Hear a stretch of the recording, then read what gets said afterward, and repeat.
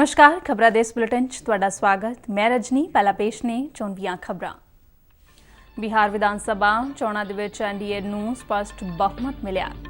कुल 243 सीटां दे विचों एनडीए नूं 125 सीटां अते महागठबंधन नूं 110 सीटां मिलीआं।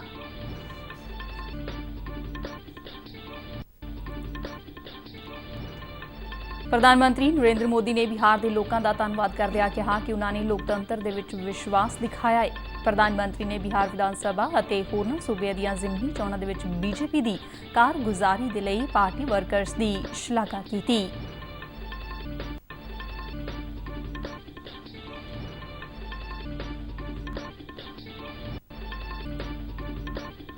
केंद्रीय सिक्ख्या मंत्री रमेश पोखरियाल ने कहा कि सरकार भारत नूं सिक्ख्या दे आलमी तुरे वजों विकसित करन दे लई वचनबद्ध है।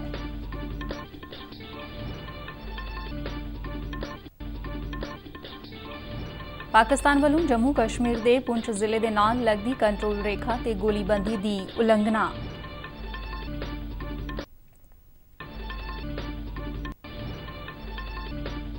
पंजाब पुलिस ने वक्-वक् कार्रवाइयां दौरान हुशियारपुर विचों 6 गैंगस्टर हथियारां समेत गिरफ्तार कीते।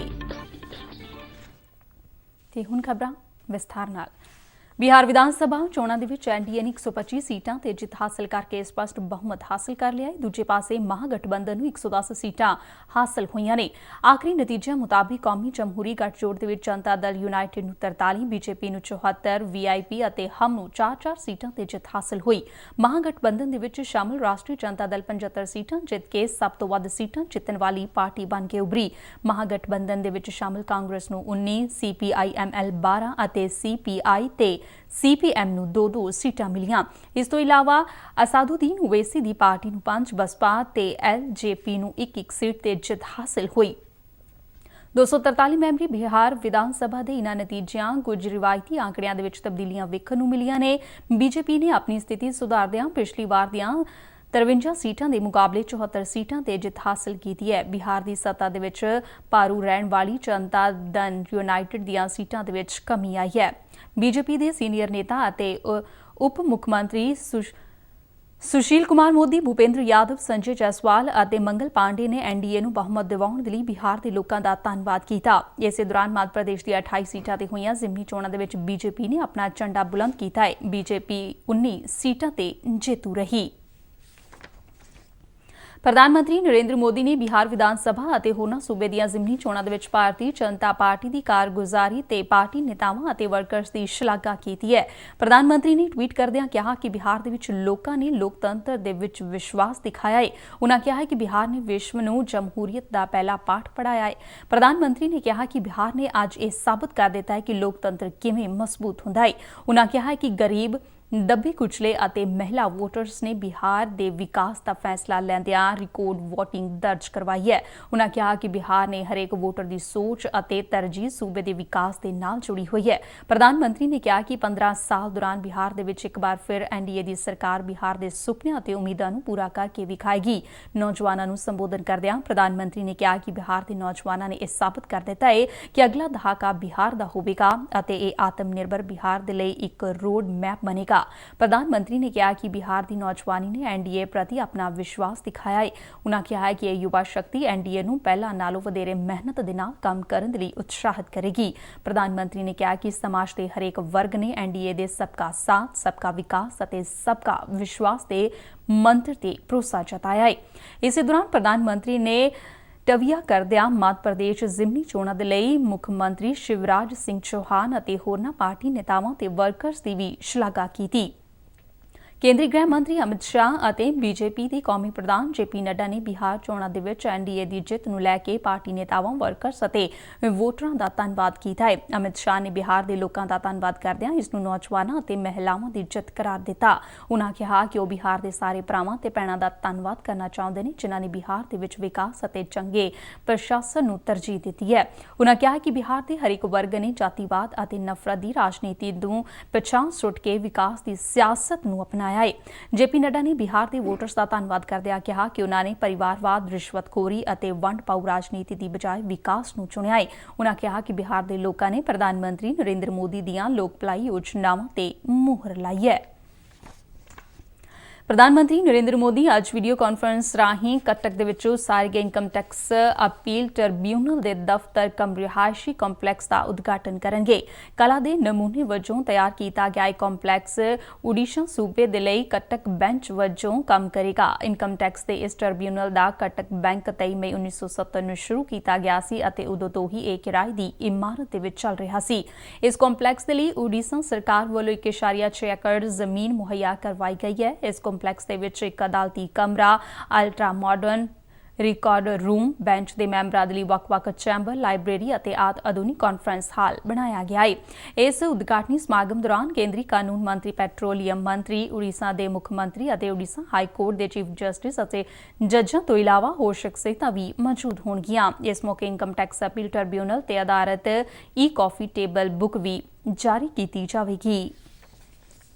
ਕੇਂਦਰੀ ਖਜ਼ਾਨਾ ਮੰਤਰੀ ਨਿਰਮਲਾ ਸੀਤਾਰਮਨ ਨੇ ਅਗਲੇ ਵਰ੍ਹੇ 31 ਮਾਰਚ ਤੱਕ ਬੈਂਕ ਖਾਤਿਆਂ ਨੂੰ ਆਧਾਰ ਦੇ ਨਾਲ ਜੋੜਨ ਦੇ ਨਿਰਦੇਸ਼ ਦਿੱਤੇ ਨੇ। ਖਜ਼ਾਨਾ ਮੰਤਰੀ ਨੇ ਭਾਰਤੀ ਬੈਂਕ ਐਸੋਸੀਏਸ਼ਨ ਦੀ 73ਵੀਂ ਸਾਲਾਨਾ ਮੀਟਿੰਗ ਨੂੰ ਵੀਡੀਓ ਕਾਨਫਰੰਸ ਰਾਹੀਂ ਸੰਬੋਧਨ ਕਰਦਿਆਂ ਕਿਹਾ ਕਿ 31 ਮਾਰਚ ਤੱਕ ਸਾਰੇ ਬੈਂਕ ਖਾਤਿਆਂ ਨੂੰ ਆਧਾਰ ਦੇ ਨਾਲ ਲਿੰਕ ਕੀਤਾ ਜਾਵੇ। ਉਨ੍ਹਾਂ ਕਿਹਾ ਕਿ ਜਿਨ੍ਹਾਂ ਖਾਤਿਆਂ ਦੇ ਲਈ ਪੈਨ ਨੰਬਰ ਜ਼ਰੂਰੀ ਹੋਵੇ, ਉਨ੍ਹਾਂ ਦੇ ਨਾਲ ਪੈਨ ਜੋੜਨ ਦੀ ਪ੍ਰਕਿਰਿਆ ਵੀ 31 ਮਾਰਚ ਤੱਕ ਮੁਕੰਮਲ ਕੀਤੀ ਜਾਵੇ। ਉਨ੍ਹਾਂ ਕਿਹਾ ਕਿ ਵਿੱਤੀ ਸਮਾਵੇਸ਼ਨ ਦੀ ਪ੍ਰਕਿਰਿਆ ਅਜੇ ਖਤਮ ਨਹੀਂ ਹੋਈ, ਬਲਕਿ ਬੈਂਕਾਂ ਨੂੰ ਇਸ ਪ੍ਰਕਿਰਿਆ ਨੂੰ ਹੋਰ ਅੱਗੇ ਲੈ ਕੇ ਜਾਣਾ ਹੋਵੇਗਾ। ਖਜ਼ਾਨਾ ਮੰਤਰੀ ਨੇ ਕਿਹਾ ਕਿ ਅਜੇ ਬਹੁਤ ਸਾਰੇ ਅਜਿਹੇ ਬੈਂਕ ਖਾਤੇ ਨੇ ਜਿਨ੍ਹਾਂ ਦੇ ਨਾਲ ਆਧਾਰ ਨੂੰ ਜੋੜਿਆ ਜਾਣਾ ਬਾਕੀ ਹੈ। ਸੀਤਾਰਮਨ ਨੇ ਬੈਂਕਾਂ ਨੂੰ ਡਿਜੀਟਲ ਪੇਮੈਂਟ ਤਕਨੀਕ ਨੂੰ ਪ੍ਰਫੁੱਲਿਤ ਕਰਨ ਅਤੇ ਰੁਪੇ ਕਾਰਡ ਦਾ ਪ੍ਰਚਾਰ ਕਰਨ ਦੀ ਵੀ ਹਦਾਇਤ ਕੀਤੀ।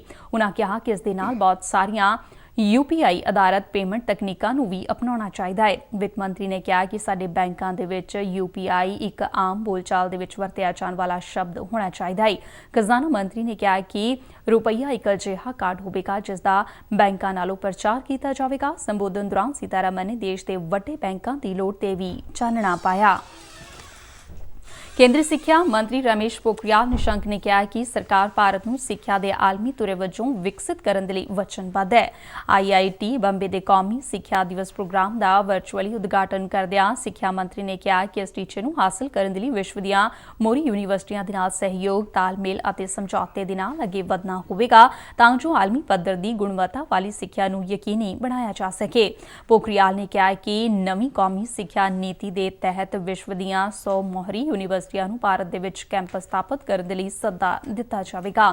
ਸਿੱਖਿਆ ਮੰਤਰੀ ਨੇ ਆਪਣੇ ਸੰਬੋਧਨ ਦੌਰਾਨ IIT ਬੰਬੇ ਦੀ ਕਾਰਗੁਜ਼ਾਰੀ ਤੇ ਵੀ ਚਾਨਣਾ ਪਾਇਆ।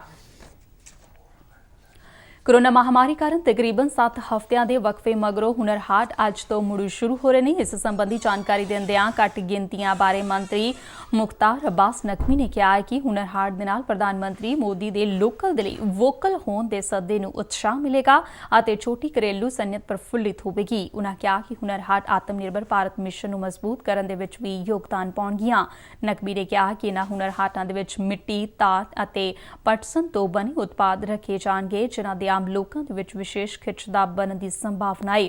ਇਹ ਹੁਨਰ ਹਾਟ 22 ਨਵੰਬਰ ਤੱਕ ਚੱਲਣਗੇ। ਨਕਵੀ ਵੱਲੋਂ ਅੱਜ ਦਿੱਲੀ ਦੇ ਪੀਤਮਪੁਰਾ ਦੇ ਵਿੱਚ ਹੁਨਰ ਹਾਟ ਦਾ ਉਦਘਾਟਨ ਕੀਤਾ ਜਾਵੇਗਾ। ਨਕਵੀ ਨੇ ਹੁਨਰ ਹਾਟ ਦੇ ਵਿੱਚ ਆਉਣ ਵੇਲੇ ਲੋਕਾਂ ਨੂੰ ਸਰੀਰਕ ਦੂਰੀ ਅਤੇ ਮਹਾਮਾਰੀ ਦੇ ਹੋਰਨਾਂ ਦਿਸ਼ਾ ਨਿਰਦੇਸ਼ਾਂ ਦੀ ਪਾਲਣਾ ਨੂੰ ਯਕੀਨੀ ਬਣਾਉਣ ਦੀ ਅਪੀਲ ਕੀਤੀ।